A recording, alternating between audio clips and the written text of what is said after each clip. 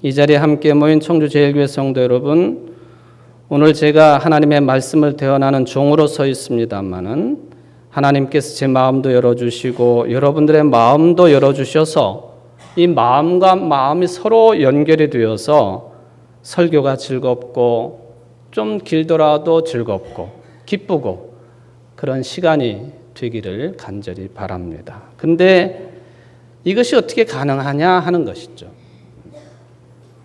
우리가 예배 공동체를 통해서 함께 예배를 드리고 또한 설교 말씀을 들을 때에 우리 모두 다가 한 몸이고 또 한 신앙 공동체임을 느끼는 시간이 되어야 되는데 이 도움을 어느 분이 주시느냐? 바로 성령께서 도와주신다는 것입니다. 그러므로 우리는 성령의 인도함을 반드시 받아야 될 사람들이고 더 나아가서는 성령의 충만함 가운데 거해야 될 신앙인들이다라고 하는 것을 고백을 합니다. 왜 이런 말씀을 드리느냐 하면 오늘이 2015년 성령 강림 주일이기 때문에 그렇습니다.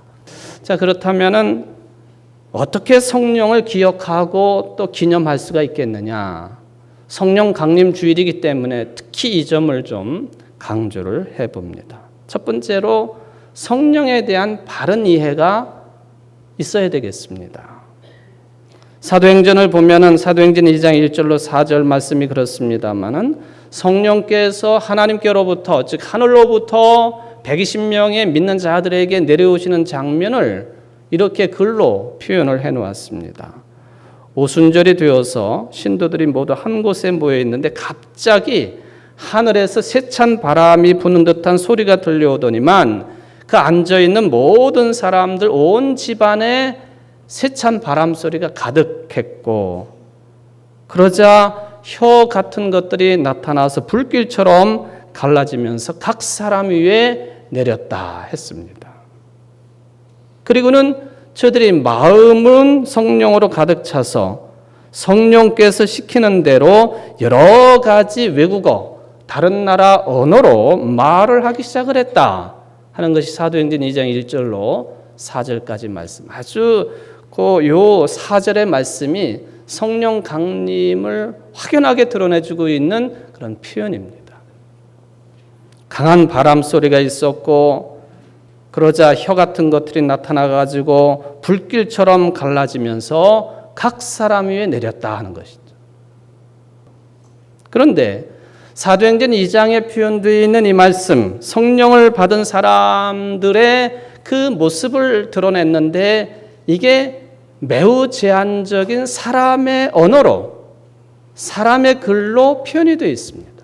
오늘 마가의 다락방에 120명의 성도들이 모여있을 때 성령이 강림하신 그 내용을 표현하긴 표현하지만 강한 바람이다. 그 속에 불의 혀 같은 것들이 내려서 각 사람 위에 내려왔다.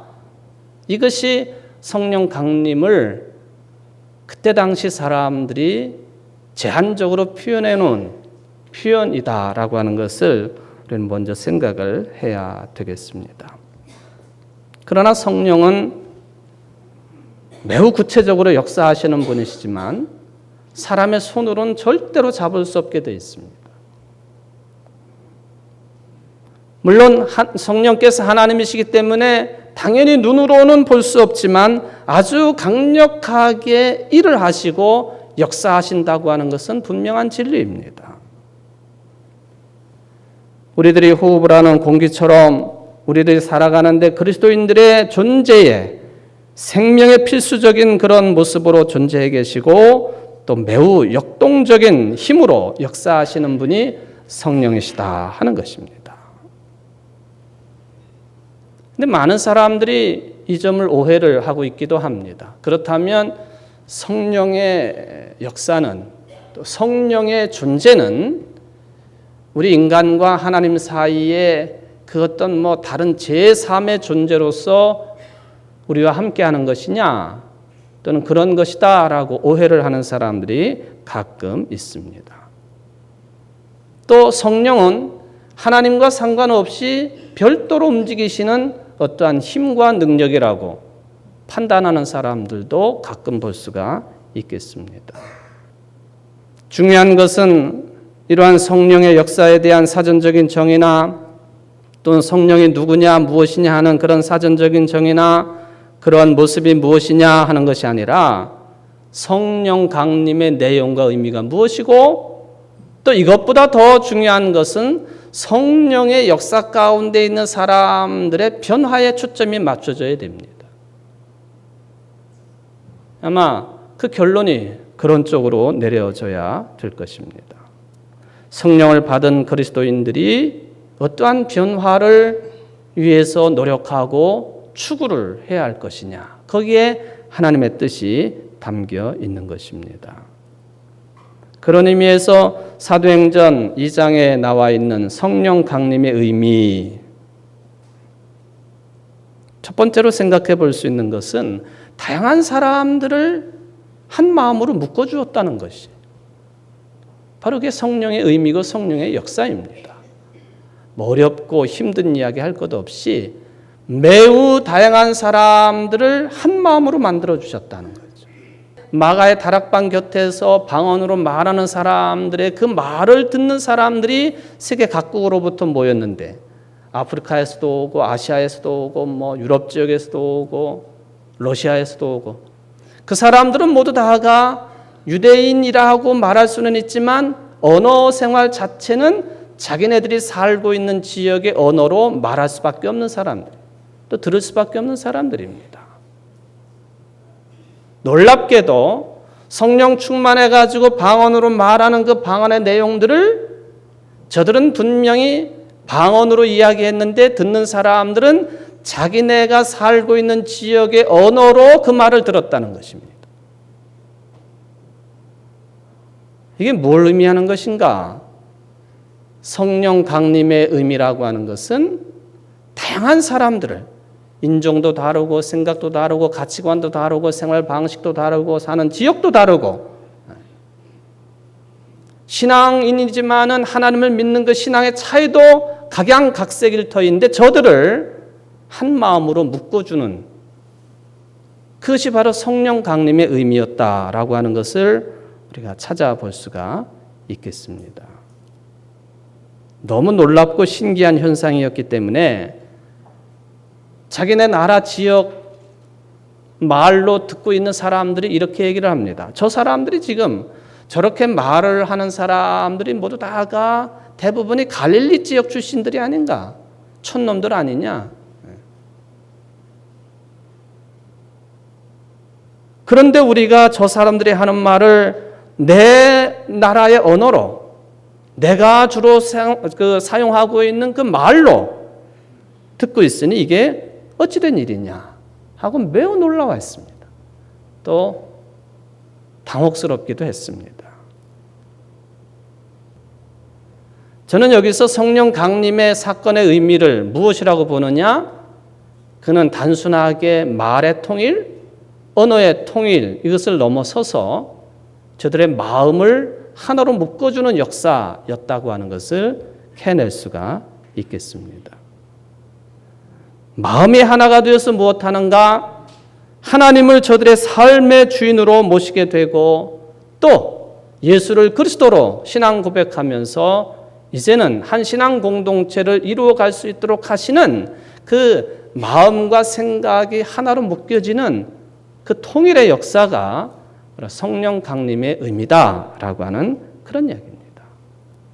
그래서 교회가 시작되고 탄생되었습니다. 교회는 공동체 성격이 강합니다.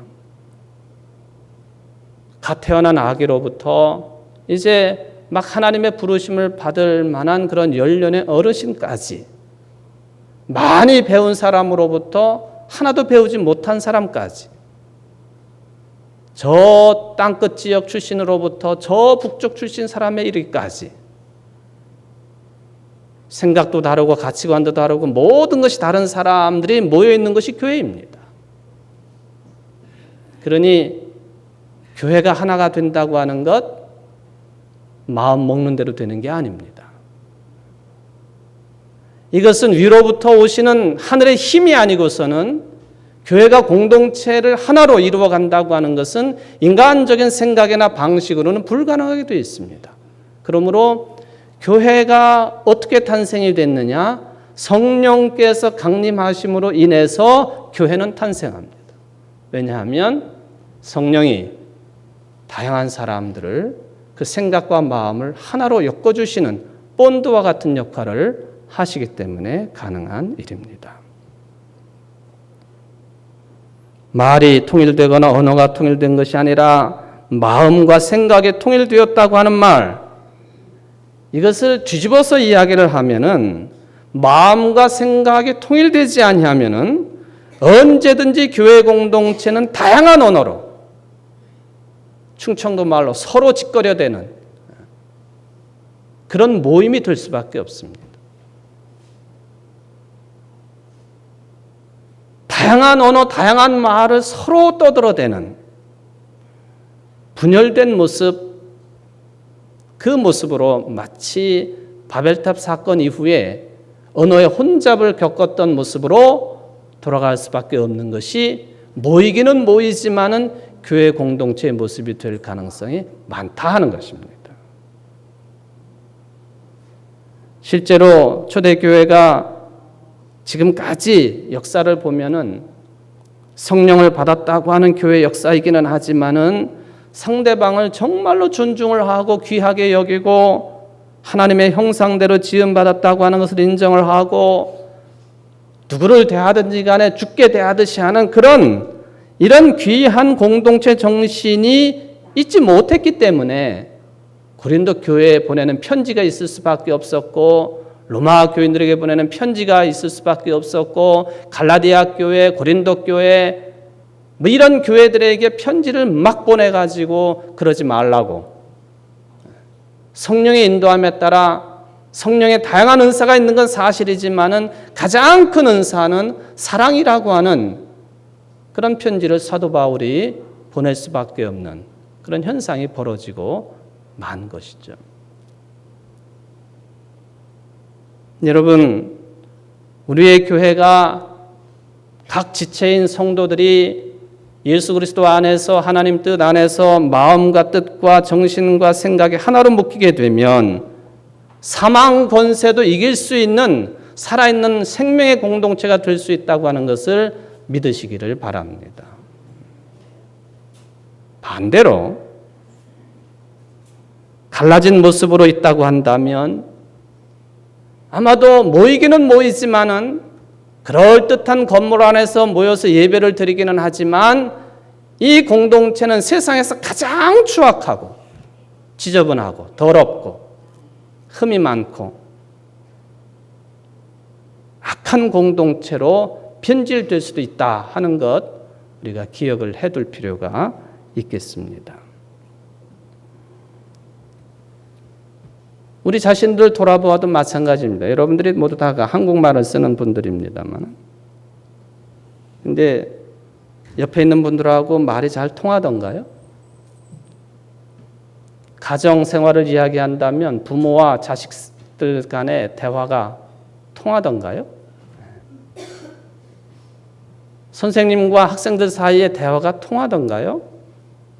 노사 간의 대화가 통하던가요? 대통령과 국민 사이의 대화가 통하던가요? 국회의원과 국민들 사이의 대화가 통하고 있나요? 왜? 다 똑같이 한국말을 쓰고 있습니다만 통하지 않는 경우가 너무 많아요. 소통이 되지 않는다 하는 것이죠. 여러분, 이게 통한다라고 하는 것은 언어상의 문제가 아니라는 거죠. 마음의 문제예요. 마음. 생각의 차이입니다. 그런데 이 마음과 생각을 내 마음대로 할 수 없으니 어떤 힘이, 강력한 힘이 나를 주장해야 되는데 우리 기독교는 부활하신 예수님을 그리스도로 믿는 종교인 우리들은 그 일을 바로 성령께서 하신다고 믿는 사람들이에요. 승천하시면서 약속하신 성령, 너희들이 예루살렘을 떠나지 말고 한 곳에 모여 기도해라. 그러면 약속하신 보혜사 성령께서 임하실 것이다 하는 그 약속을 굳건하게 믿고 기다린 자들에게 정말로 약속한 대로 보혜사 성령은 임재하신 것을 우리는 성경을 통해서 찾게 되는 것이죠. 그 다음에 생각해 볼 수 있는 내용이 있습니다. 이렇게 다양한 사람들이 모여가지고 그리고 성령에 순종하게 되면, 성령의 이끄심에 우리를 맡기게 되면 우리가 어떤 존재가 되느냐 하는 것이죠. 성경은 그것을 하나님의 자녀가 된다라고 말씀하고 있습니다. 로마서 8장 14절 이하가 그것을 증언하고 있습니다. 누구든지죠.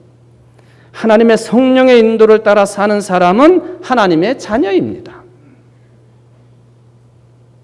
여러분이 받은 성령은 여러분을 다시 종으로 만들어서 공포에 몰아넣으시는 분이 아니라 여러분을 하나님의 자녀로 만들어주시는 분이십니다. 성령을 따라 살면 누가 된다고요? 하나님의 자녀가 됩니다. 바로 하나님의 자녀가 된 사람들은 종처럼 살지 않습니다. 주인의 눈이 무서워서, 세상의 눈이 두려워서 공포심에 사로잡혀 사는 사람들이 아니라는 것이죠. 예수님이 십자가상에서 죽게 되니까 사도들을 비롯해서 따르던 사람들이 아주 극심한 공포심에 사로잡힙니다. 그래서 저들은 집에 숨어 있을 수밖에 없었습니다. 유대인들의 가옥 구조가 안에서 잠그면, 집 안에서 잠그면 밖에서 문을 두드리고 집 안에서 열어줘야만이 들어갈 수 있어요. 이건 외침이 많은 지역의 특성이라고도 볼 수가 있겠습니다만은, 집에 들어가 숨어가지고 안에서 문을 걸어 잠그고 있습니다. 요한계시록에 따르면 성화가 그렇지 않습니까? 예수님께서 집 문을 두드리고 계시는 성화 있지 않습니까? 예수님, 물론 부활하신 예수님이 마음대로 들락거리실 수 있습니다만은 믿는 자들이 마음 열기를 바라시는 그 심정이 그 그림에 표현되어 있어요.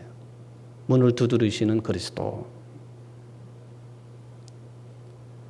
문을 잠그고 숨어있는 저들에게 이때는 예수님께서 문도 두드리지 아니하시고 그냥 쑥 들어가셨습니다. 부활의 영체로 예수님이 숨어서 두려워하며 공포심에 사로잡혀 있는 저들 모여있는 그 집에 쑥 들어가십니다. 그리고는 말씀하십니다. 평강이 있을지어다. 두려움에 사로잡혀 있고 공포심에 사로잡혀 있기 때문에 평강을 선포하십니다. 또 말씀하십니다. 너에게 평강이 있을지어다.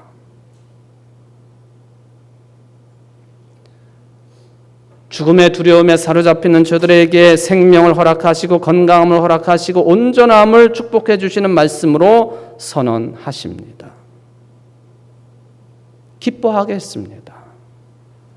바로 이 생명력, 이 기쁨, 평강, 이것이 두려움을 몰아내게 하고 극심한 공포심을 이기게 하고 다시 믿음을 가지고 나아가서 예수 그리스도의 복음을 선포하는 강력한 일꾼들이 되게 했습니다.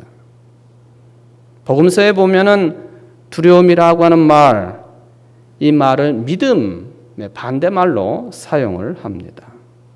믿지 못하기 때문에, 믿음이 없기 때문에 복음을 억압하고 믿는 자들을 잡아 가두는 그런 세력에 대해서 공포심을 느끼고 두려움을 느끼는 것이라고 하는 그런 뜻이 되겠습니다.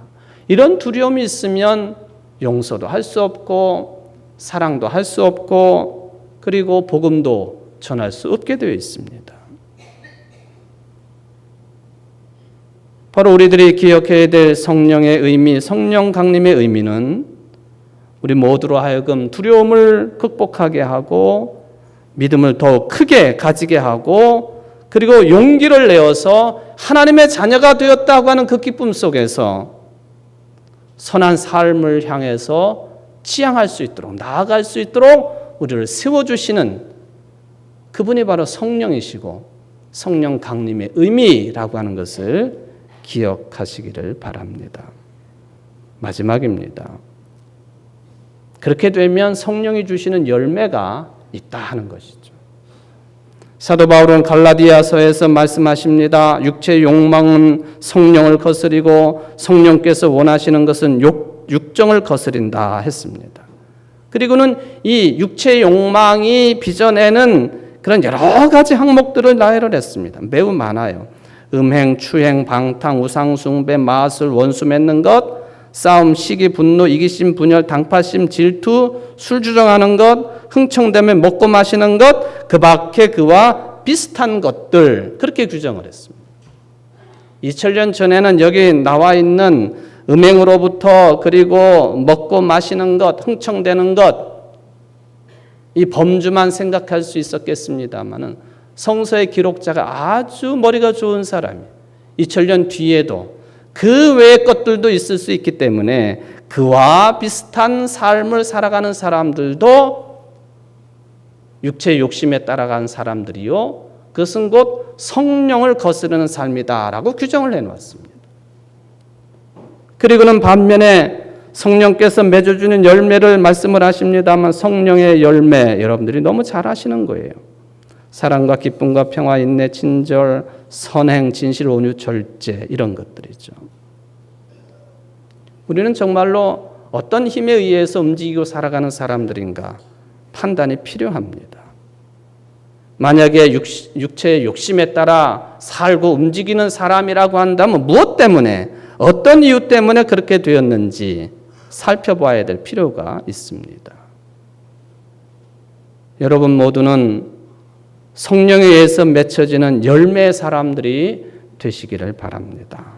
삶이 그러해야 되는 거예요. 그것은 내 생각과 마음과 말도 따라와야 됩니다. 사도 바울이 이렇게 말씀하십니다. 그리스도 예수에게 속한 사람들은 육체를 그 정욕과 함께 십자가에 못 박은 사람들입니다.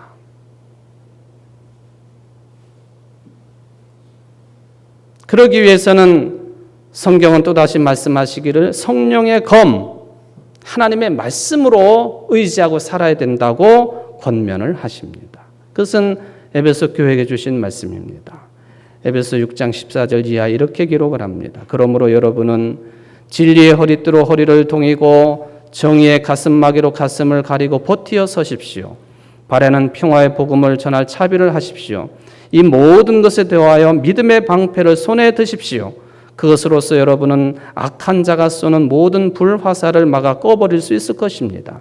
그리고 구원의 투구를 받고 성령의 검, 곧 하나님의 말씀을 받으십시오. 온갖 기도와 간구로 언제나 성령 안에서 기도하십시오. 이것을 위하여 늘 깨어서 끝까지 참으면서 모든 성도를 위하여 간구하십시오. 성령의 검, 하나님의 말씀입니다. 또 성령 안에서 기도하라 말씀을 하셨습니다. 바로 이러한 지혜와 창조의 영이신 성령께서 오늘날의 교회를 탄생시켜 주셨습니다.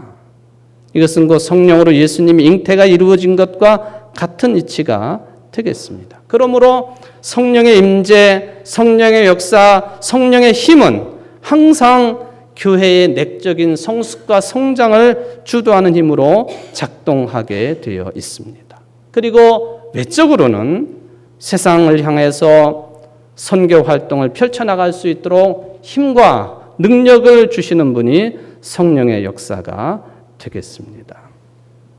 사랑하는 성도 여러분, 오늘 성령 강림절이 시작되는 주일 예배를 드리고 있습니다마는 성령 그분은 하나님이십니다.